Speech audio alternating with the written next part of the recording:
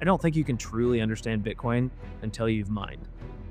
So if you've never mined, go get something cheap like a bit axe.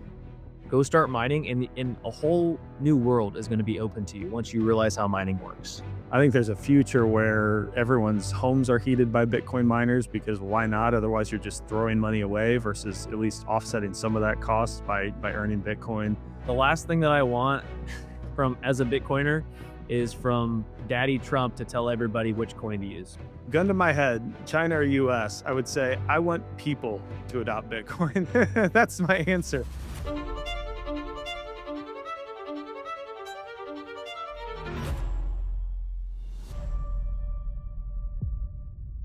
Hey there, Michael here with the Bitcoin Way podcast. Thank you for tuning in. Today on the show, I have Adam Simecka. Adam's doing some really cool stuff in Bitcoin. He's got a space heater miner basically set up that he talks about. He's working on and is in beta with a wallet that is just going to be an easy to use Bitcoin wallet and one of those tools that you'll be able to introduce to your friends and family who don't understand the underlying technology. Very cool stuff. We also get into a little bit of a heated discussion, not heated, just a little bit of a banter at the end on the strategic reserve. In our opinions, we agree on some things, disagree on some things, but it was a lot of fun. Adam's an awesome guy. Really think you'll enjoy this episode. Hey, everyone. Like I said in the intro, I've got Adam here with me. Adam, welcome to the Bitcoin Way podcast. Uh, Thanks for having me, Michael. It's good to be here. Yeah, I'm looking forward to this. So I think we got connected because I saw that someone had said you should be on more podcasts, and you said, "Oh yeah, I'd love to. Maybe I need to." I said, "Hey, let's do it." And you're working on some cool stuff. I'm gonna start though in a place that with a very broad, open-ended question that I don't usually begin with, just because a lot of crazy things going on, big announcements, price dips in spite of big announcements. What is your overall feeling and sentiment right now as a Bitcoiner? And tell me why that's where you're at. Well, personally, I feel a little bit. I don't want to necessarily scare anybody, but I feel a little bit on it just because there's so many different moving parts geopolitically. In terms of I live in the United States, and in the U.S., things are kind of up in the air, so to speak, because there's a lot of potential promises out there right now, and a lot of people are looking at the Trump administration, trying to see what they're going to do. Are they going to follow through on all these promises, and what the extent of those promises are? And a lot of them could potentially have a very serious impact on on Bitcoin. Not necessarily the protocol, because that's set in stone, but a lot of the network effects, most certainly the price of Bitcoin, how I'm treated living in the United States as a Bitcoiner. I think that's a big one. And so I think over the next few months, we're going to start to see a little bit more clarity. We've come out of a period of time where um, I don't want to use this too harshly, but to some degree, Bitcoin and crypto minded people have been uh, persecuted to some degree, in terms of from the previous administration cracking down on Operation Checkpoint 2.0 and things like that. Some of that I don't necessarily think was all too bad, because I think that some of the projects out there were rightfully prosecuted. Um, some of the legitimate scams, but I'm generally for deregulation as a whole, and I am hoping to see more of that in the coming months. Just letting people do what they want. I think that the water will eventually find a level. I like you know I, I think that if you're in this for the right reasons, you don't want the establishment essentially picking sides. You just want us to leave this alone. So that's kind of where I stand. General sentiment is kind of in between, just because I think a lot of things could change in the near future. Um, I'm near term really bullish. I'm optimistic. I think that that also comes with some degree of concern, because I think there's a legitimate chance that things get really crazy really fast. And I've seen other people talk about this lately. But if the administration really does start actively and aggressively pursuing something like a strategic reserve for Bitcoin, that could really set the spark off for nation state adoption and essentially a geopolitical arms race for a Bitcoin reserve. So Interesting. Yeah. that's kind of where I am. I'm in between things that I think are going to get crazy, but I know, I'm not worried about anything. I know Bitcoin's gonna TikTok next block. It's always gonna work, but I'm more concerned of like everybody, freaking out and blowing up my phone, and we go through these cycles, and a lot of people that are new don't necessarily know how to react to some of this stuff, and so it's just going to be an interesting ride, I think, for the next few months. Yeah, I think you're probably right about that. Do you know Michelle Weekly? I had her on the podcast a few months ago, and she talked about working in her company, by Federal. They have a few different products, but like one of the things is Bitcoin ATMs. And I don't think until I talked to her, I appreciated what like Choke Point 2.0 meant for people trying to operate in the space. Cause like for us, we're like the Bitcoin way, we provide training for people. We help them take Bitcoin into proper self custody. We're not touching their Bitcoin, no KYC requirements, like none of that stuff. And so we're able to just TikTok next block doesn't really matter. And for people who are trying to build sort of in other areas, my takeaway from my conversation with Michelle was that stuff was very materially damaging and frustrating, and the headache and the legal costs and everything that went into it are very much legitimate. So I sort of knew it was going on, but didn't probably appreciate how what the impact was on the industry. And unfortunately, like for us, we just don't care what the government's doing. And so there's no sense of unease for us because of our line of business. But I can understand people who are trying to kind of come up with these other components, or, certainly like anyone doing anything custodial is very interested in all of that. And it's going to be interesting to see where the chips fall on this and how serious they are. um, I've got sort of a contrarian take on the Bitcoin Reserve, but it will certainly be impactful, especially if like the Bitcoin Act is passed. What signal that sends, I think, to many other people. Is there? So you said you're on edge. Is there on edge, but not worried? Is it just more a sense of anticipation? Like you're just going to kind of breathe a sigh of relief once we kind of have some clarity as to the direction we're headed? Is that I think that's maybe a a way of pretty good way framing to it? say it. Yeah. So I like to build Bitcoin products and stuff for people, and as a developer, so to speak, there's a lot of potential precedent being set right now over the last few months and into the future. Um, and you mentioned, one of the things being custody, but also, with the Samurai case and the Tornado Cash case, these are things that impact people writing code. So essentially, we there is an opportunity for somebody who wrote some open source code to be prosecuted for crimes that, in my opinion, probably don't necessarily apply. And if applied broadly, could affect developers all over the Bitcoin space. Honest, unbiased, open source, freedom loving people, just writing code, which in my opinion is protected by the First Amendment under free speech. Um, but that's a big part of it. And one of the things that I'm working on is a Bitcoin wallet. And if these Tornado Cash and Samurai people um, are treated unfairly in our court system, it could have serious downstream effects um, on folks like me. You've already seen a lot of wallets just fail, just leave the U.S. Wallet of Satoshi, Phoenix Wallet. Some of the wallets have even gone, just kind of closed up shop. Mutiny basically went under, and I think a lot of that is because of the previous administration's stance on some of these things.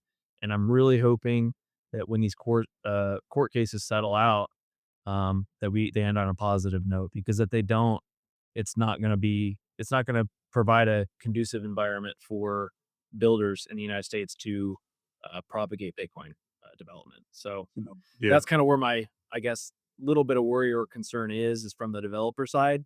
Like I said, though, Bitcoin's still going to work as an open source protocol as a user, an individual. you're always going to be able to tap into the Bitcoin network. You'll never be able to be stopped. No government, nobody can stop you from sending a Bitcoin transaction. So that's a positive thing. But the tools you're going to be able to have access to are going to be significantly limited. They already are. Uh, there are already tools that I'd love to use as a Bitcoiner in the U.S. that I just can't. And even in certain parts of the U.S., like New York, they have even less availability to some of these tools. Yeah. Yeah, now I can understand, op in the space that you're operating within Bitcoin, wanting to have that certainty as to, what level of scrutiny are you gonna be under? I didn't start with your background because I wanted to start with sort of a, like, for you to put your finger on the pulse of Bitcoin and give me your thoughts. Why don't you just sort of tell people who you are? What is your background? How'd you start working on these projects? And then we can jump into what specifically you're doing because I think it's fascinating. Sure, I'll kind of run through it real fast. If you don't know me, I started. Well, I found this concept called proof of work in 2017. Unfortunately, it was through a project called Ethereum. So I heard about Ethereum before I ever heard about Bitcoin, but it was really the proof of work that grabbed me. And I read my first article on the concept of proof of work and what it was, and it just blew my mind. And within just a few hours, I had conceived of this idea that I wanted to build, proof of work mining devices for people, and make things really easy for them. Because I thought, I want to mine, and I think being able to provide something to make mining easier for other people too would be really fun.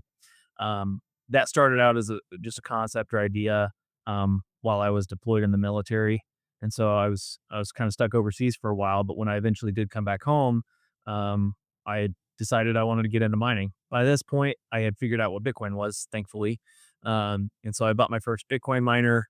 I think I may have bought a few or a couple, but I shipped them over from China, plugged them in, and was like, now what? So I realized I didn't do enough research. I went back to the drawing board, and this was before there was really a lot of, uh, I guess, I don't know, guides, and uh, not a whole lot of people were out there talking about it. Just a few people would have information on mining. It wasn't as popular as it is now. Now there's a lot of really good resources out there, but back then, there really wasn't much. So I just did as much research as I could. I finally fumbled my way through it and got everything set up, and I started having a lot of fun mining. And back then, it was a lot more profitable than it is now. But I was thinking, man, this is fun. I still want to figure out how to get other people to do this. And I remember having a thought like, man, I wish my mom could do this. Like, there's just no way my mom would ever or could ever mine Bitcoin. It's just way too complicated. And so that was kind of my motivator, to build what eventually came, the Bit Kit is what we called it. Um, and by the way, we named this in 2018, if anybody's curious. But we came out with this in 2018, the Bit Kit, and it was basically, it's just actually, in fact, I have one. Let me see if Yeah, I can yeah. look it up. I have Yeah, one go down for here. it. It's running Very right cool. now, by the way. That's So awesome. it's my personal heater in my office. Um, But we made this box. It's just a computer, essentially filled with ASICs, and you plug it in and turn it on, and it starts mining Bitcoin. It's 100% plug and play, and we were the first to develop a truly plug and play at home ASIC miner. So we started selling those in 2018, and the business is still running today. That's where I started. And then kind of recent history. A few months ago, I started a project called Mana. It's an open source wallet. um, it is a, same approach. It's intended to be, plug and play, easy for everybody to use. And that is in the kind of final days of private beta. So it's getting very close to being launched to the public. Very cool. So do you have a technical background? Like, are you a developer or, you have friends, people in your life who have helped you with any of that?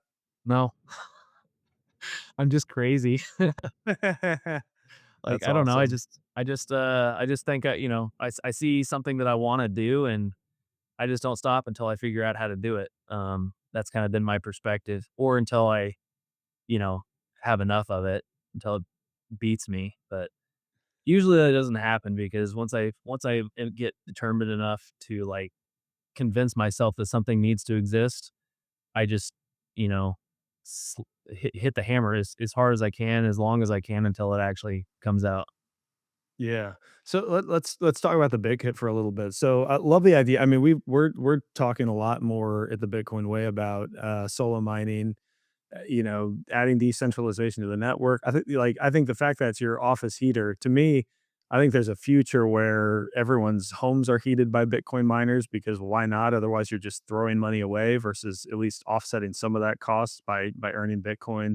I think swimming pools and like saunas, hot tubs, like all these things someday, like there's going to be an integration kit for a lot of these things to be heated with a Bitcoin miner. And I'm curious, in terms of the design of your miner, you said it's plug and play. You have to plug in a wallet where any earnings would go to.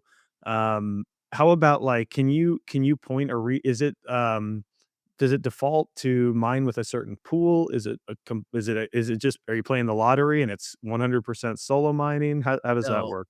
No, so it's all managed internally, and so that, you know, speaking to a Bitcoin focused audience, like, that's typically viewed, from, if you're a technical person, like, you typically don't necessarily want that, but it's really good for, somebody that doesn't have any idea or desire to learn more about how to take more control of their own sovereignty. So it's not necessarily as, sovereign as something like a solo miner.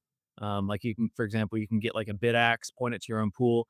It requires a lot more steps. So in order to make it as easy as we did, we abstract all those steps out, and literally all you do is you plug this thing into the wall, you turn on your account, like, you go onto the website, you just put your email address in, and then you scan a code on the back of the miner.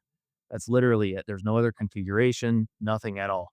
When you start mining, the balance gets deposited into your account on the website, and then when you're ready to make a withdrawal, you can send it to any Bitcoin wallet. But Okay. as far as configuration goes, it's extremely minimal. Yeah, yeah. Okay, so that makes sense. So for the example you used of like, I want my mom to be able to plug this thing in and set it up. So is it mining then by default to a pool or Yes. Yeah, all that's pre-configured on our end, so the user doesn't have any say over what pool is used. okay. Okay. What do you mind if I ask what pool it is? We actually have a few. So Okay. we have a primary pool, which we don't necessarily disclose. If you want to find out what that is, if you're technical enough, you can figure it out.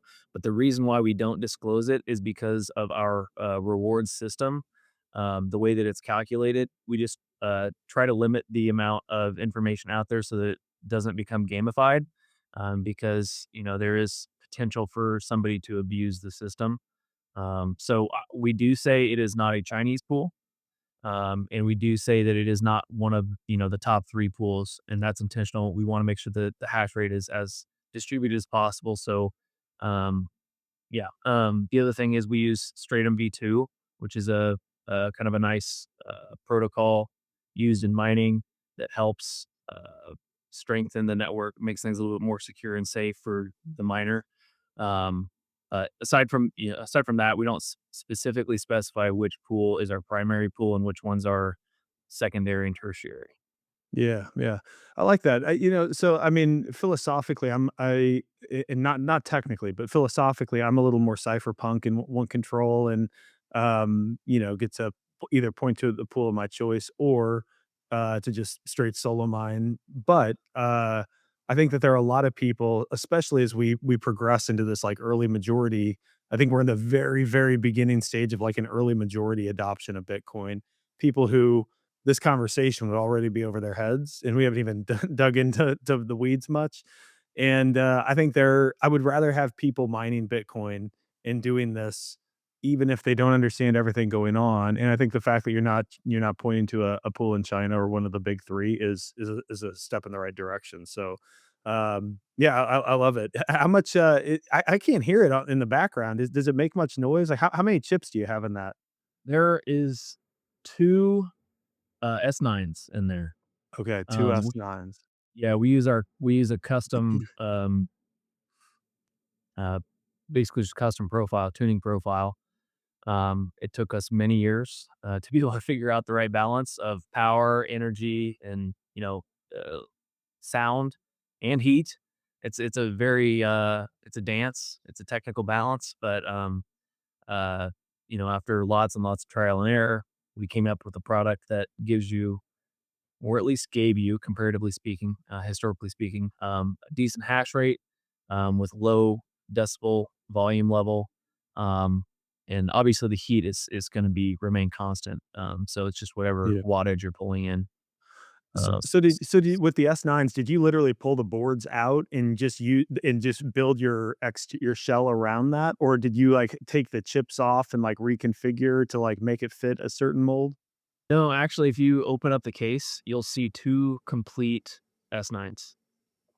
Cool, cool. Yeah, because I imagine that that also makes setup a lot simpler, helps you keep the time to turn it around a lot. Because I know, like, we had, Scott from Bidax on a few weeks ago, and, I mean, like, the Bidax that most people see is a single ASIC chip in there.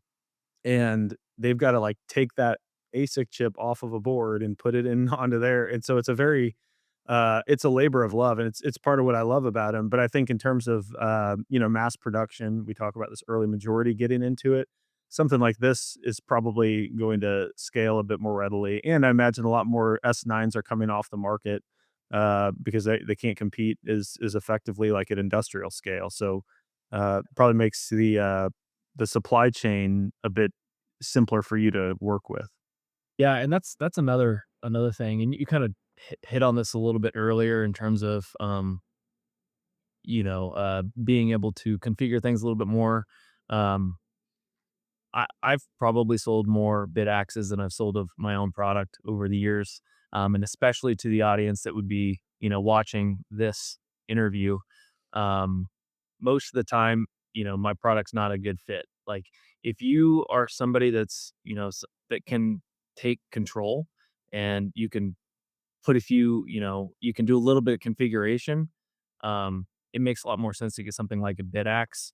And so, more often than not, I'm telling people not to buy my product just because a lot of people come um, to buy one, and I'm sure many people in the industry can attest to this, but a lot of people don't really understand the intricacies of the cost benefit analysis of mining.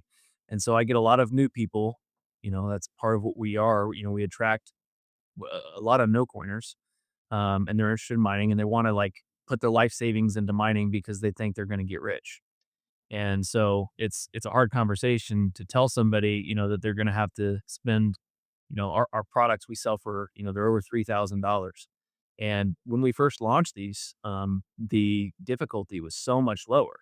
It was more of a product of utility when we first started building these because, your ROI was, maybe within, a year or so. Like, our early customers, you'd buy the product, and then within a year or so, you'd pay it off, and then everything after that was profit. They've kind of bridged, kind of over into what I would consider more novelty territory now. And so, I'm not pushing these nearly as hard as I was before, just because, I'm really careful to not.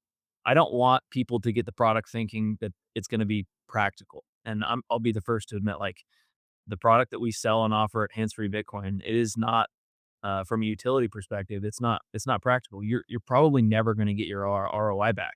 And this is a conversation that I had with my customers.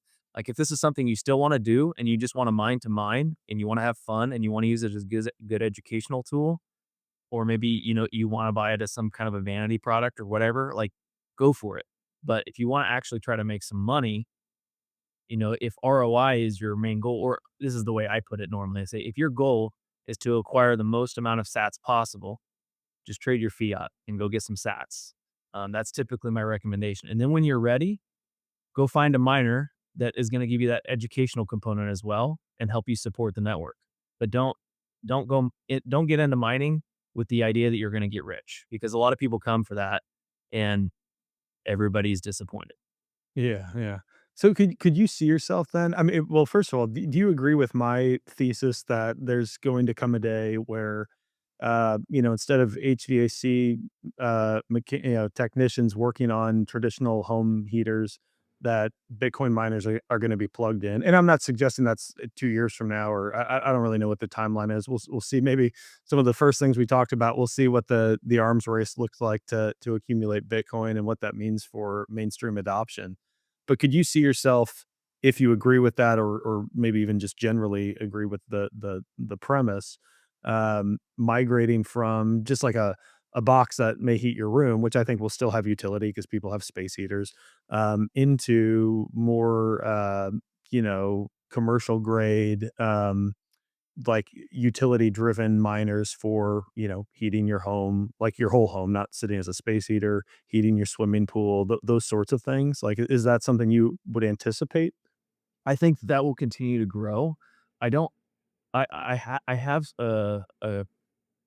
maybe a different opinion on it. Hmm. Yeah. I think What's the opinion? I'm curious. so a lot of people, in Bitcoin, may not want to hear the more practical side of things, but I try to take a, more of a rational approach on everything just objectively as much as I can. I do think that, like you said, I think that'll continue to grow. I don't think that it's going to be commonplace in the sense that, when you go buy a home in 5 years, it's going to have the HVAC system tied into a Bitcoin miner. And the only reason why I say that is because I don't think the cost benefit is going to be there for most people. The cost to install a miner that is going to have you that is going to get you any amount of hash rate that's going to be considerable, even in 5 years. If you just look at the growth rate of the difficulty, it it's really difficult, no pun intended, to be profitable with Bitcoin mining. And when I'm saying profitable, I'm not just referring to the amount of electricity you pay to the amount of Bitcoin you generate. I'm talking about hardware cost, Yeah. installation Mhm. cost.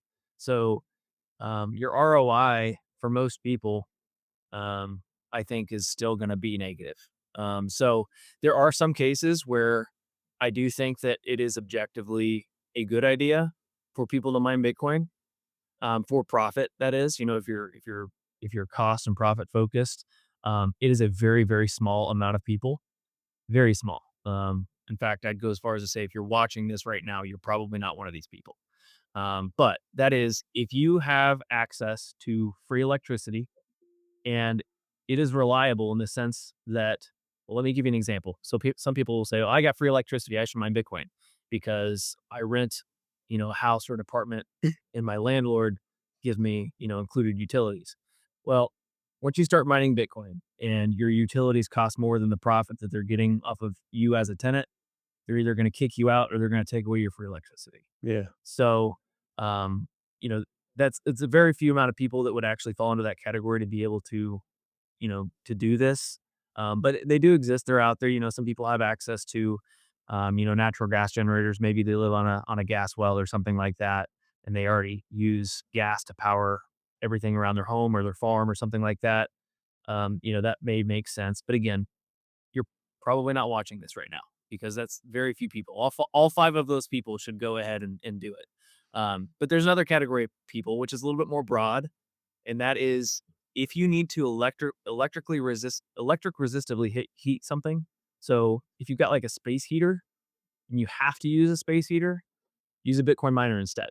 That's my Yeah. opinion. Like, Yeah. Yeah. you can get, a cheap-ish Bitcoin miner. It doesn't have to be state of the art, top of the line, but if you're going to be using those watts to use heating, you might as well be making some sats in the process. Again, it is a pretty small group of people because at least in the United States, generally pretty much everywhere in the US, we have access to gas, and it's always a lot cheaper than uh, electricity, for heating. So, a BTU per, um, dollar is going to be cheaper to heat with gas, most places in the US. So outside of that, I think mining is, it's a novelty, and I don't mean that, you know in a negative way. Like, I still think people should mine Bitcoin, but don't make it a priority. Like, don't say I need to start mining before I buy my stack. Right? Buy your stack first. get your position in, make sure you have that nest egg of Bitcoin as much as you think you might need. And then when you're ready, go have some fun. Go mine for fun. Go mine for education. And I would also add to that, like, I don't think you can truly understand Bitcoin until you've mined. So if you've never mined, go get something cheap like a bit axe. Go start mining, and a whole new world is going to be open to you once you realize how mining works. Yeah. Yeah. Yeah, I think you're onto something. In To be clear, my projection for that isn't over 5 years, but maybe something like 20, but I still think I could be totally wrong if hardware costs, uh, don't come down.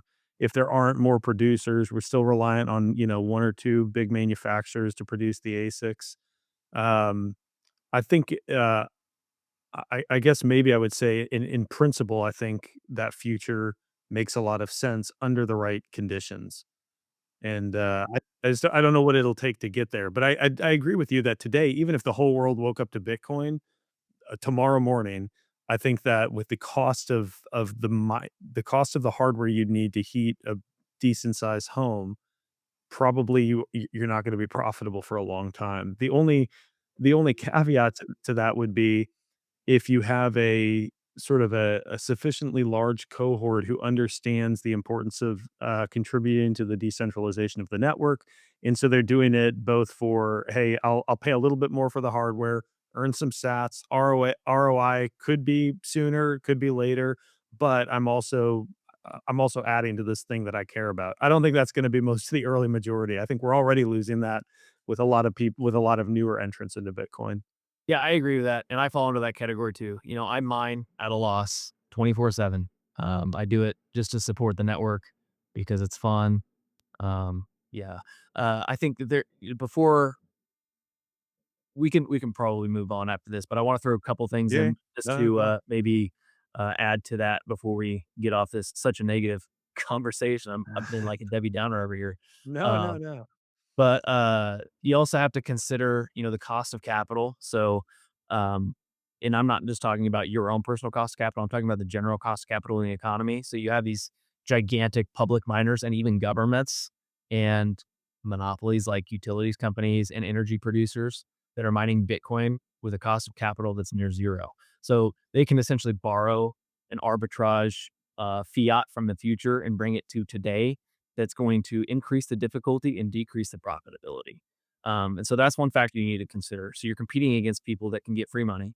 And the second thing that you need to consider is the difficulty itself is going exponential. So even if you're all, even if you're just considering, hardware costs, like it's not just the cost of the hardware, but it's the ratio or the relationship between the cost of the hardware and the difficulty, right? Because you could get the best state of the art miner right now, um, and it's gonna be really expensive, but by the time you're in, ROI territory, the difficulty could be significantly higher, and there's a lot of conversations of, more governments getting involved, large companies getting involved, in mining, especially with energy producers where you think of like, ExxonMobil, they could essentially just flip a switch and, generate a lot of hash power. Let's just put it Yeah. that way. Yeah, yeah, Um, yeah. so anyway, I think You I beat that dead you horse enough, but you think that's, so do you think that's the next wave though, is companies like Exxon waking up to this? I mean, my sense is that some of the big oil and gas companies are already doing this. they are. Yeah. Um, But yeah. on what scale though? Like, is this something that's kind of like an experiment for them, or are they like, "No, we should be mining Bitcoin?" Um, I can't say for sure. One because I really don't know, and even if I did, I probably wouldn't be able to spill any beans. But I know for years, energy producers have been testing mining. Dude, And I know energy producers all over the place have been mining Bitcoin. To yeah. some scale. I can't tell you what scale that is, but today that is. But at least in the past, I know they have been mining Bitcoin. Yeah, it will be interesting to see what the next few years bring in the space. The thing for me that, yeah, like for like a home heater, I think one of the biggest challenges, and by the way, Adam, this doesn't feel like a downer conversation. I think it's just a practical reality that they're the best way for most people to acquire sats is to just trade your fiat. The best way to start learning more about Bitcoin, engaging with the network, or one of the best ways is to mine some Bitcoin. Buy a BitAxe, buy something like what you've got. If you don't feel technical and you have a reason for a space heater, I think it all makes a lot of sense. Um, as we progress, it's going to be interesting to see because the other thing that's going to be in tight demand, it would seem like, are technicians qualified to repair miners. And so, like, if you buy an inexpensive, if you buy a $200 bit axe or whatever they cost, or even a $3,000 heater, space heater, basically like what you're selling, if it breaks, if your device breaks, maybe there's some desire to fix it. Like $3,000 is a significant investment. Your BitX breaks, you're just gonna throw it away and maybe buy a new one. But as more of these come online, and maybe as we enter the mainstream use of these sorts of devices for utility purposes, who's gonna fix them when they break? And to me, that feels like it's probably as big of a gap as the hardware costs right now, because I there agree. are like if I'm in St. Louis, Missouri, if I had an S19 and it broke and I don't know how to fix it, I have no idea who to call and help and have it cost effectively repaired. Maybe there's someone around here, but I don't know that for sure. I've never looked into it, and certainly in many places with cheaper electricity where they might be able to justify the cost, there's probably no one. And that's something that I think everyone needs to consider too. Do you have any thoughts? Is that something that you think is gonna be, like, taught in trades not in 5 years, but, in 10, 20 years taught in trade schools? Like, "Hey, here's, ASIC miner repair," that sort of thing? Yeah, I wish I woulda had, this question before because there are some resources I'm aware of, I just can't think of them off the top of my head, but there are essentially trade schools that specifically, train in ASIC miner repair. So I know Okay, they exist. So Mining Disrupt, the conference in Florida, they have every year. They have a lot of stuff focused on that. So if you're interested, maybe check out Mining Disrupt. Um, okay, very all cool. yeah, I mean most of these technicians they go and they go get hired on by, the big, public miners. Sometimes they're private, as well, but the big public miners, they always have, these technicians on hand, and some of them will train in-house as well too. So, if that's something you're interested in, reach out to, a miner and just ask them, what they recommend. Maybe they have something, like I said, maybe they have something in-house or they could, refer you to one of these programs. But Yeah, yeah, I would agree, like, the demand for these technicians, I think, is gonna go up, and I think all you have to see to recognize that is the difficulty, that the difficulty rate. Um, yeah. look at that chart. That's how in demand these technicians are. Yeah, yeah. Well, hopefully the free market leads us to the right supply of technicians, because I agree. I think we're going to need them in the future. Okay, let's talk about Mana. So you're this is a more recent project for you. Sounds like yeah, because I was looking for it on the App Store. I was going to play around with it before and didn't see it. Um, so on one hand, there are a lot of wallets people can use. On the other hand, in the United States, several very good ones have left. Is this an on-chain wallet, Lightning, both? And was the inspiration behind getting into this? From a 10,000-foot view, this, I think, should be seen as a Lightning wallet, okay? So, Okay. um, I would even abstract that further and just say, to the general public, we're just gonna be presenting this as a Bitcoin wallet. But for you and for your viewers, I think it's worth understanding, the actual process of how this works, under the hood, because it does matter to people like us. But we want to try to build a product. Um, Essentially, one of our goals is to be able to provide a wallet to somebody that they can use where they don't need to know anything about what layer one means. They don't need to know how to do an on-chain transaction or if they're going to use Lightning or Liquid or anything like that. It's uh, basically condensed into one unified UI And so all you need to know is basically you put a number in how much do you want, how much do you want to send or receive, and that's it. So that's kind of our goal as far as the user experience goes. But under the hood, it is compatible with layer one on chain transactions. Of course, it's compatible with Liquid and compatible with Lightning.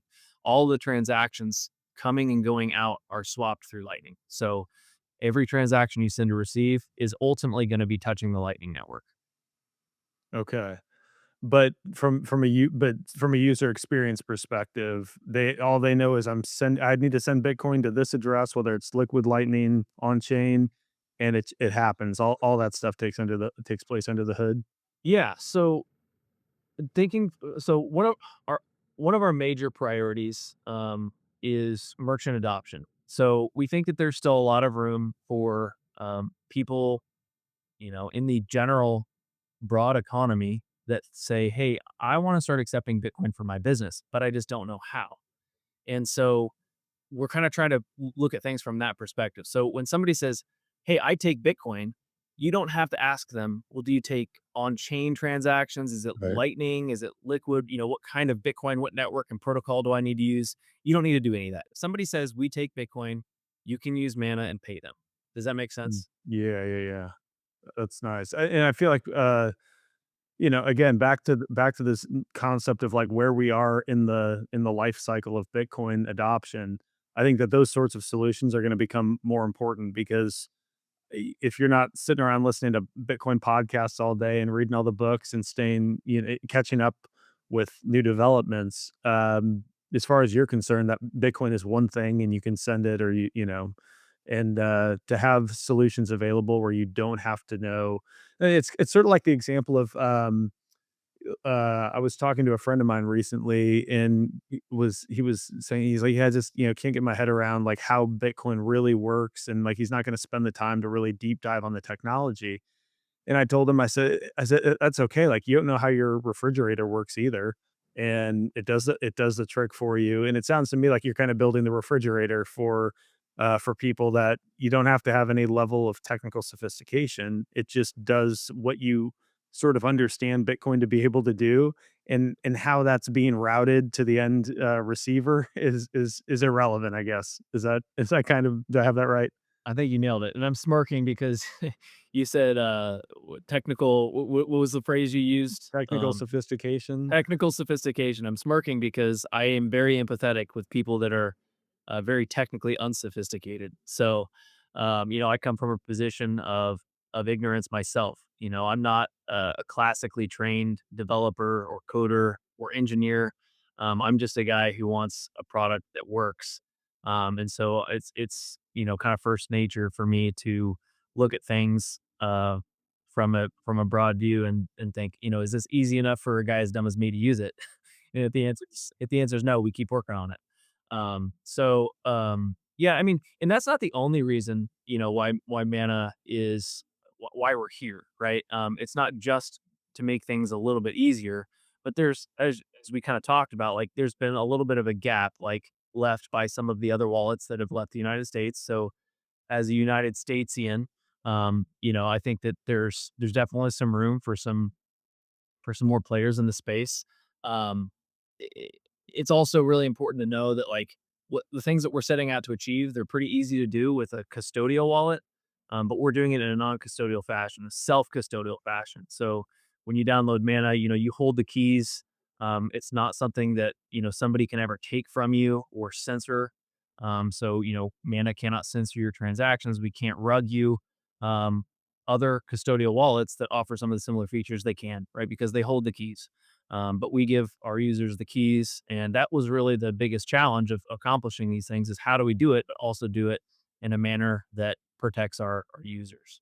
Um, so there's that. And I feel like there's probably, other reasons too, but essentially focusing on the merchant adoption, we just think that there's a huge gap there.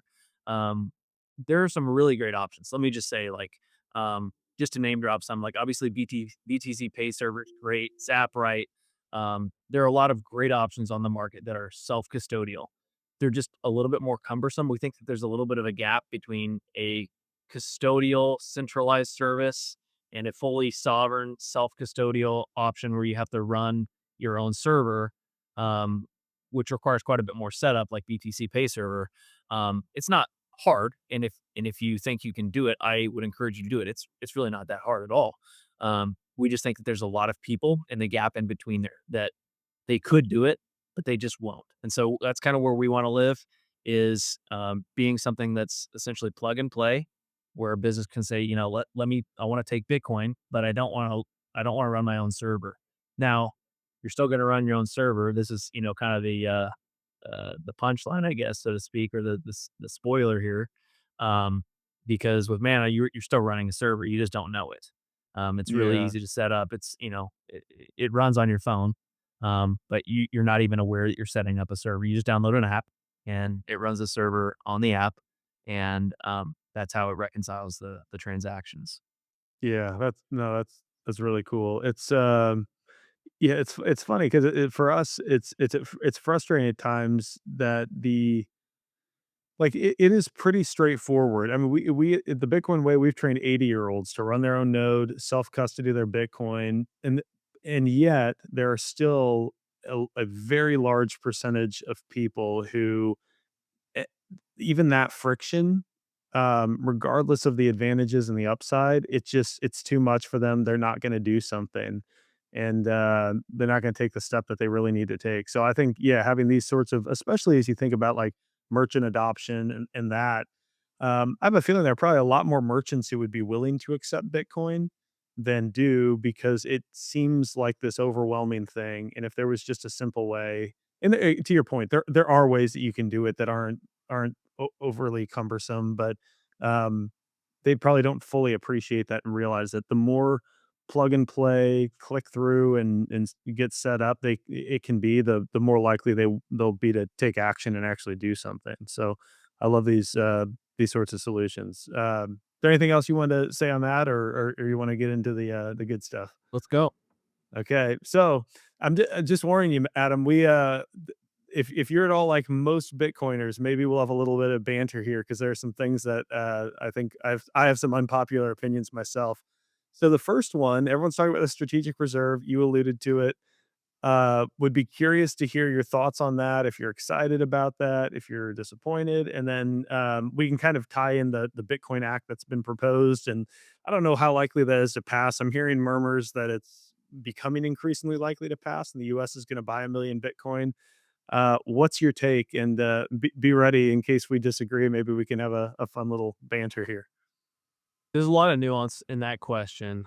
Sure, sure. I'm just gonna give, like, my personal opinion. I'm not gonna say, like, this is right or this is wrong. I think there's, you know, credible opinions on both sides of the aisle, so to speak. Um, I will concede with saying up front, like, the last thing that I want from as a Bitcoiner is from Daddy Trump to tell everybody which coin to use, right? Like, I don't think that, you know, the US government saying Bitcoin is cool is gonna make anyone think that Bitcoin's cool. So that's kind of where I stand on that from that front. That's like my negative stance, but I am generally overall overwhelmingly positive about the United States buying Bitcoin, and it's not because I want it's not because I want more government power. It's because I want my government to be aligned with the same incentives that I have as a Bitcoiner, and I think ultimately Bitcoin, you know, Bitcoin changes you. Bitcoin changes individuals, and I think it has already changed the government. It's already impacted elections. It's already, in my opinion, improved transparency in a lot of different government activities, whether it's the Treasury or what Doge is doing, or even even coming down to non-government agencies such as the Federal Reserve. I think are also being kind of held accountable to some degree because of what Bitcoin is doing. And so it's not. I don't necessarily like if you had a ballot in front of me, like if I had to say yes or no, should the U.S. buy Bitcoin? I don't know. I would have a hard time answering that question right now on the spot. It would probably take a lot more considered effort for me to actually work through that. But it doesn't matter either way because it's been said before, governments are gonna buy Bitcoin. That was always a part of the plan, and there's no stopping. Everybody's gonna have to buy Bitcoin, and as Safety says, either you adopt gunpowder or somebody else does and they conquer you. And so I would rather be the country that adopts the gunpowder, um, and be the first. I know, it's kind of stepping out on a ledge, because it kind of puts a target on us, but it also encourages other people to wake up, and there are other countries out there that aren't necessarily as friendly with the United States, and they're going to be set on notice, to make sure that they don't fall behind too. And so I think it optimistically that's what this does. And you know, I would just say, like, if we actually do start going down the path of acquiring 1 million Bitcoin, as you said, like, that's going to make things very crazy, very fast. So like I said, my opinion, I'm for it. I support and approve of a Bitcoin standard in the United States, just from the simple fact that it aligns my government's incentives with my own.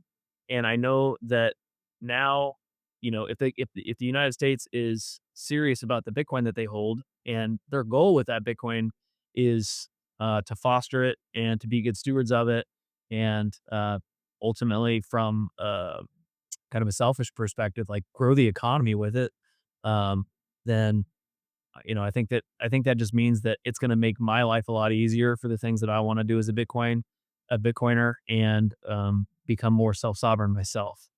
Yeah. Well, I'll tell you, I think that's one of the more eloquent pro Bitcoin Reserve arguments I've heard, and I think we agree on a few things. I mean, I think we both agree that it's not about the government being more powerful. I'm about as anti-state as you can get, I think, at this point, and I don't want my government to be more powerful. Um, I do agree with you; it was inevitable, and so me screeching about it doesn't really change the fact that eventually this day is coming, and governments If are I going to can be interrupt you real quick, yeah, I yeah, because I don't wanna lose that thought. I have a question yeah, for you. yeah. So, just to push back on your end of your opinion, right now, let's just say you had to choose, either China buys 1 million Bitcoin or the US buys 1 million Bitcoin. Which would you rather have? Yeah, I mean that gun to my head. That's a hard call to make, and part of the reason is because is obviously my interests lie in this country, but my confidence is in the people and the ideals, and not in the state. And I think you could make a very compelling argument that China is proactively trying to make friends with people around with countries around the world, and the United States government has done a very effective job of making enemies with just about everyone around the world. And so on one hand, I don't want to be living in um, the place with less optionality. On the other hand, I'm unconvinced that the United States outcompeting China on Bitcoin necessarily betters the world.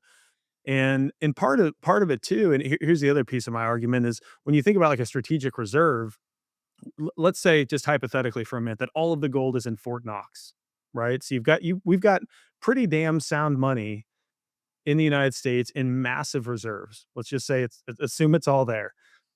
That has done nothing to turn off the money printer and to induce any sort of fiscal responsibility. It's done nothing to take away power from people who are removing the purchasing power of the poorest people in our country. And so to me, the notion that having the strategic Bitcoin reserve somehow reins in government doesn't add up. I think as long as the money printer exists, and for me, the goal is end central banking, make Bitcoin money, and not use Bitcoin as digital gold.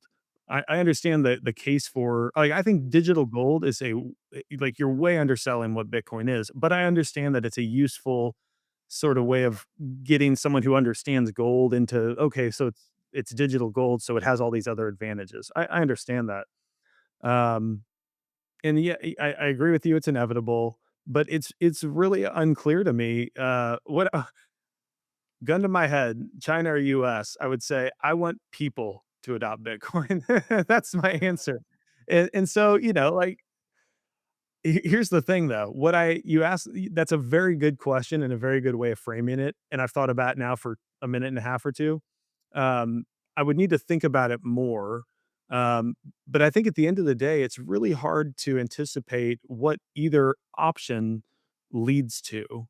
And if it just sits in a digital vault, I don't think it leads to any net productive gain. And I think if I think we're more likely to have a 6102 style attack from the government if they already have Bitcoin the way that we already had gold reserves back in the 1930s. And so, yeah, I don't know that I have a real good answer to that. So I really strongly agree with something you said there, and that is, if it just sits in a digital vault, it doesn't, provide any value, right? Um, Essentially, if we just replaced what we've done with gold in the past with Bitcoin, it doesn't fix any problems, and I totally agree with that. Yeah, But the other component to that is if we're holding the gold, and as I said earlier, I prefaced it with saying, if the United States wants to use the Bitcoin to stabilize the economy, essentially make money on their Bitcoin, then they're gonna I think be incentivized to um,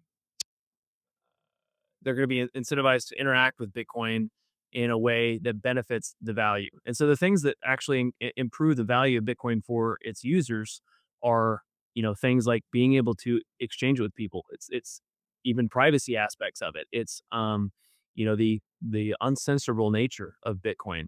And if as soon as you start taking those things away and you just essentially have like a Bitcoin ETF, or you know, have a vault of wrapped Bitcoin or something like that, like you lose all of the value of what makes Bitcoin valuable.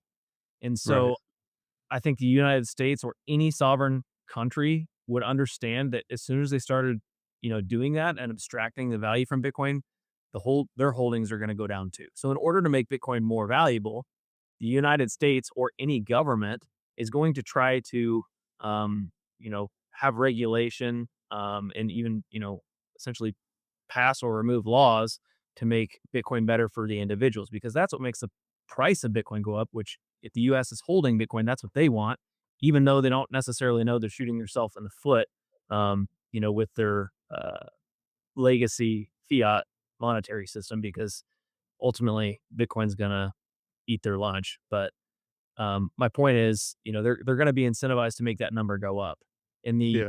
only way to do that is to make Bitcoin more appealing. They're going to have, demand has to increase. Yeah, Or I guess my concern is that will demand increase and all the number go up maxis, who I'm so tired of hearing about on Twitter. Will they get what they want? They're fabulously wealthy because the US adopted a strategic reserve and buys a million Bitcoin. But there's nothing moves the needle in the direction of using Bitcoin as a medium of exchange, or like, here's the thing: no one in government necessarily right now, in the current administration that I've heard, is suggesting that Bitcoin shouldn't be used as a medium of exchange or anything like that. But I think it would be easy, especially as newer people enter the market, for this narrative of digital gold to sort of take hold, and people are like, "Oh yeah, I'll buy the ETF so that way my dollar value, I'm going to earn a bunch of fiat," or, "Oh, I'll buy even spot Bitcoin. I'm going to buy it and maybe self custody, which is great because it gives you optionality, or I'll just keep it on the exchange or in some other custodial arrangement." Um, and they just get comfortable with earning more and more dollars, and nothing gets fixed. Like, right, like I'm here for the peaceful revolution, and the peaceful revolution is a Bitcoin standard, not where governments and people just hold Bitcoin for it to. The only way Bitcoin ends forever wars and ends inflation and ends all of these things that we talk about, that we want as Bitcoiners, is if Bitcoin is used as money in the marketplace. Because if it's just an IOU that you have, or it's just sitting in some government vault, they're going to keep printing dollars to keep funding stupid wars that we don't want to be involved in, and they're going to keep on printing money to cover up the next economic calamity that they've created because of the last bubble that they started producing after 2008 or COVID or whatever. And I feel like that's kind of my concern. Like, the litmus test for me is always, is what it being done pushing Bitcoin to be used as money, and is it pushing for the end of central banking? And if the answer is no to either of those, I'm either disinterested or actively opposed. I guess. I don't think I could possibly agree with you anymore. Okay. um, Well, yeah, good. it's We music to agree my on that. ears. No, and I personally said this in other ways many times, and that is, you have these advocates, um, that are either intentionally misleading, or maybe they truly believe it, that Bitcoin is maybe either a better store of value than it is a medium of exchange, or it shouldn't be a medium of exchange and it should only be a store of value. And I push back on that every time I see it. And I say store of value does not protect us from a CBDC. And I frame it that way Mhm. because I think it helps it helps people understand, really what's at stake. Because we're trending toward, as a planet, we're trending toward totalitarian control through CBDCs. Mhm. The technology is already there. It's being rolled out all over the world. Europe is introducing a CBDC in October. And I would even take that a step further, that, like, we are a lot of us, maybe a lot of us even listening right now, are using the technology that could very easily be used as a CBDC. If you're using a stable coin, it's pretty easy to flip a switch and turn a stable coin into a CBDC. But my point is, and I'm getting a little bit off on a tangent, but my point is, and as you mentioned, you know, number go up, ETFs, all these, fiat denominated gains, this mentality, it does not save us from central banking. It has to be used as a money, including a medium of exchange. And if you can't send it peer to peer anywhere in the world at any time without permission from anybody, then you can't defend yourself against a CBDC, and therefore, you can't replace central banking. So yeah, and that's a big part of why I'm building Mana. In fact, one of the things that I often refer to Mana as is an anti CBDC. So Mana is a way for you to transact with anybody in the world through Bitcoin, and you don't have to rely on anybody else. We don't have any stable coins on our platform. There's no altcoins. There's no fiat at all. It's just Bitcoin. And so, um, you know, it being, I think you're preaching to the choir here. I'm pretty much as anti central banking as they come. My argument though is that the government buying Bitcoin and having that number go up, even fiat mentality, it provides me cover to build Mana. Like, not just me, but everybody, all the developers like me that are building these tools that make life better and more free for all of us here, for you and I. um, you know, I don't have to worry about going to jail as much this year as I did last year. You know what I Yep. mean? Like, just for writing some code. I'm not even doing anything illegal. But just, somebody using my code and then doing something evil with it, that could send me to jail. And there's people on trial right now for developing code and then somebody did something illegal with it. And so, like I said, I think I think, I understand, like, not I don't wanna I'm not a bootlicker, and I despise anybody who is, but, we can work on that. If that's you, we can have a talk. But my point is, like, we don't need the government, but it's nice to have them on our side because, the enemy of our enemy is our friend. And if the government's gonna provide us some cover to end the Fed, I'm for it. Yeah, I hope it goes that way. I tend to I think I tend to, based on historical context and the clues I've picked up, I'm always more optimistic about the rest anything in the world but government. And so I'll be curious to see what path, especially if I mean, strategic reserves already here. If the Bitcoin Act passes, that is I mean, that's, gas on the fire of, acquisition. Like it's pretty easy to sign an executive order that creates this thing, and who knows what they do with it. The Bitcoin Act itself, where it's, no, we're going to actively buy Bitcoin. I guess my other question, of course, is when you're running a $2 trillion deficit, where's that money coming from to buy a million Bitcoin? And it's coming from either higher inflation because they're going to print to do it, or it's coming from my taxes. And I would rather them let me keep my money, that instead of them stealing it, so I can buy more Bitcoin. And so there are a lot of things for me that's like, hey, all else equal, okay, fine, maybe, as long as you don't derail the narrative of freedom money. But I'm less optimistic on government doing that, and I'm also completely baffled as to how they're going to fund this without making other people poorer. So that's yeah, maybe there's some workaround, but politicians don't generally seem to work in the best interest of everyone, as we've seen, or we wouldn't be $36 trillion in debt. I agree. I've said this before, like, I'd much rather have just, uh, better regulation or deregulation, than a strategic reserve.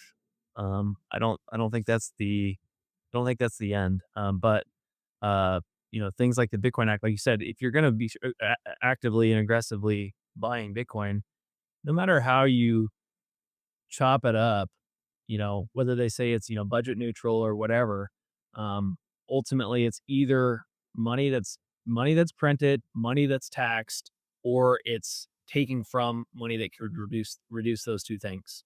So Yeah. even if you cut something out of the budget, then you're still making the decision instead of reducing taxes or reducing money printing, you're going to be buying Bitcoin. It still ultimately kind of comes out to one of those two things, Yeah. which I'm not for. I don't want, the average taxpayer to have to feel like they're taking on the burden of buying the US Bitcoin. And I think that if people do have that general sentiment, like, it's not gonna look good for Bitcoin. Yeah, Um, especially since 98, 99% of people don't understand Bitcoin. I saw a recent poll on Fox Business or somewhere, and they said they asked, like, a bunch of people, would you consider investing in Bitcoin? Which I think is a bad way of framing it because uh, it obfuscates what Bitcoin really is. But it was like, I wanna say it was like 86% said no and 14% said yes. But, even of that 14% that said yes, only a fraction of those people understand Bitcoin. The rest of them are probably have heard good things about its returns or, something like that. They're not in it for the freedom money. They're in it they would be in it for number go up to the extent that they invested. And so you're asking a large cohort of the population to somehow pay for this thing that they don't understand, that they don't even get, that their government's going to likely squat on for a long, long time. And so, yeah, I guess my point, I think we should probably wrap it up. But I guess my point is there are a lot of holes in in sort of the pro government adopting Bitcoin argument that I could poke. And I haven't heard a whole lot of good answers besides, well, I'm gonna get rich basically if they're gonna pump my bags if the government buys 1,000,000 Bitcoin and sits on it. I don't think we get to a freer, fairer world if that's the shallow victory that we achieve. I would definitely agree that there is a possibility that it is a net negative. Um, Yeah. I think that there are some potential positives thrown in there too, which is why I come to my conclusion that I'm generally for it. But there's a lot of assumptions in there, and like I said, I'm not willing to say that there's not a chance that it's going to end up badly. Yeah. Well, I hope, man, I hope it's, if it is inevitable and it's nothing I can stop, again, I can screech about it as much as I want, but I hope one net positive would be it opens up the floodgates for a lot of development free of fear that, something, if the government's buying it, it gives some legitimacy to the industry and to the people who like you who are trying to build. So hopefully we don't have choke point 3.0 and you get to just keep doing some great things. Last question for you, man. So I I feel like we probably talked about a little bit of this stuff, but an unpopular opinion that you have, and you get bonus points if you offend some Bitcoiners. Gresham's law doesn't apply to Bitcoin. What's that? Gresham's law does not apply to Bitcoin. Okay. You want to elaborate? You want to explain? Sure. Um, so first of all, people that say bad money drives out good money, it's just a useful euphemism that's been used, for a long time that describes a um, very particular set of circumstances where Gresham's law does apply, but it is not universally applied. It's like saying, all things that go up must come down, trying to explain gravity. Generally speaking, that's true. And for most people, it makes the most sense, but it's not always true. Not all things that go up come down. And just like with Gresham's law, not all bad money has to drive out all good money. Um, Depending on what you're talking about. So people use this as some kind of a cover because they heard somebody say it sometime, maybe on a podcast like this, and somebody said, "Well, I shouldn't sell any of my Bitcoin, and I should only use fiat to buy and sell things because I need to hoard as much Bitcoin as I can." And there's some decent line of thinking in there too, but my point is that that is not that is not um, a cause of Gresham's law. Gresham's law applies specifically when there's, an imposed price for two things with different value. So if you got two quarters and one of them is solid silver and another is an inferior alloy, and the government says that the price of these two is the same, but you know that the value is different, that is where Gresham's law comes in. Okay. Mm, And it coming down, peeling that back a layer further, what we're really talking about is opportunity cost. So the opportunity cost of spending these two quarters is different. Okay. The opportunity cost of spending Bitcoin versus the opportunity cost of spending fiat with our current technology is essentially the same. And so Gresham's law doesn't apply. I'm not saying there's not good reasons to not spend Bitcoin, but that's kind of what I'm saying. Like okay. if you want to spend Bitcoin, it's okay. I'm not advocating for you to get, dump your stack and just get rid of all your Bitcoin and have more fiat dollars. That's actually the opposite of what I'm saying. I think as long as you have the mindset of, you're here to produce value and save in Bitcoin, you might as well just go ahead and upgrade your form of payment to a better money. Like, don't spend any more or less necessarily. Just pay people with a better money, and you have the same opportunity cost. So, what I do for myself is, I put all my money in Bitcoin, and when I need to for something, I can either sell my Bitcoin for dollars and pay with fiat if I have to, or better yet, I go find somebody who can sell me something denominated in Bitcoin, and I can pay a Bitcoiner that I know, has a high level of integrity for their money. So they probably also have a high level of integrity for the products that they sell and the service they provide. So that's my strongly held opinion. I've written about it. I've talked about it. I've done a lot of research on it, and I've come to the conclusive decision that Gresham's law absolutely in no way, shape, or form it can be applied to the conclusion that you cannot spend Bitcoin and you have to spend dollars. Yeah, I don't know, I haven't thought about the application of Gresham's law, enough to say I agree or disagree, but I definitely do agree with you that the output of that is we should be spending Bitcoin, and the more we can, make the medium of exchange use case, a practical reality of our lives, the better. I think that's the way we fight this peaceful revolution is just by using it as money and buy and replace or yeah, I mean I know there are capital gains implications and that sort of thing if you just spend Bitcoin, but figure it out. The more people we can get on board, and it sounds like you're working on that with Mana, who are sending and receiving Bitcoin for the productive services that they provide.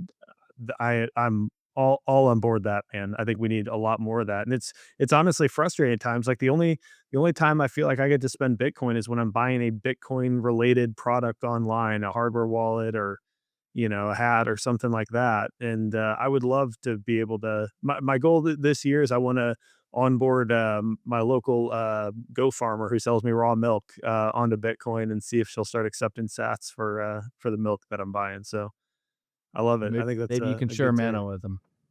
Yeah, yeah, for sure, for sure. When's it going to be operational out It'll of be beta? this year. So it's coming soon. We don't have a final date set, but there will be announcement coming up soon. It's going to be a little bit of a surprise, so you'll Okay. just have to stay tuned. Well, Um, hey, it's a good transition into a handoff. Tell people where they can find out more about you, follow you, Mana, buy the bit kit, whatever else you want to tell them yeah, about. you can follow my antics. It's just at Adam Simecka on X. That's pretty much the only place I live. Even a lot of the mana stuff, I post on my own personal X page. So that's where you can find me, and I really look forward to interacting with anybody that wants to. I spend a lot of time over there, and uh, really enjoy the community and just talking with everybody. So follow me over there if you want to stay tuned. I will be posting, the updates to Mana um, in the coming weeks and months. So look forward to it.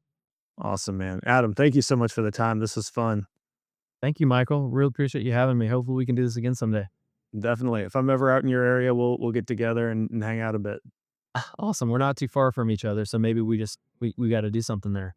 Sounds great, man. Take care. Have a good one, buddy. See you later. Bye. Cheers. And that's a wrap. Again, I hope you enjoyed my conversation with Adam. I know I sure did. Love all of the work that he is doing, putting in the proof of work to build on Bitcoin. Go check out his X page and check out everything else he's doing. Stay tuned for the updates on when Mana is going to be released. And of course, if you're enjoying this show, do me a huge favor, subscribe to the channel, give us a like, comment on it, share it with someone who you think might be interested. We'd really appreciate that. You can also follow us on X. We're at the Bitcoin Way _. I'm on X at the other M Jordan. And of course, if you need help with proper 100% Bitcoin self-custody, go to the bitcoinway.com/podcast. We would love for you to schedule some time to chat with a member of our team. We also help with online privacy, setting up privacy phones. We have a Plan B residency option, everything you need for a sovereign life. Go to the bitcoinway.com/podcast. And until next time, stay safe, stay sovereign, and remember, the yield on Bitcoin is freedom.